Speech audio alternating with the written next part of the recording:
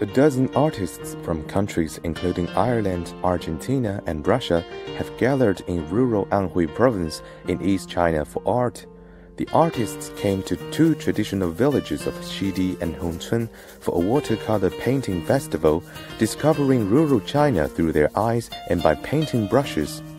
Oh, I feel very relaxed. Everyone here is so nice and so hospitable and so generous. And it's a real sense of home here. The natural beauty is something I have never seen before, so it's almost shockingly beautiful, because it's something that when you look at, you can see there's thousands and thousands and thousands of years of history, and it's just all around. And to be here in this untouched area, it's very, very special. For me, it's like a dream. And I feel really happy because I'm sharing with your culture.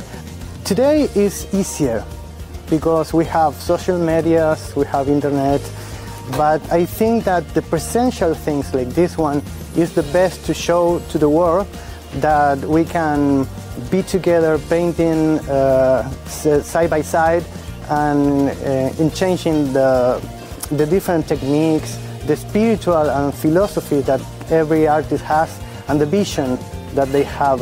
So I think that that's the way, and presential, the face-to-face and talking and telling about our lives and our experience. I have always dreamed about traveling, and I have always dreamed about communication with other artists, because it's really important to communicate, to share your knowledges with others and to get other experience. Sitting near the picturesque Huangshan Mountain, Shidi and Hongchun were listed as World Cultural Heritage Sites for their ancient Hui-style buildings.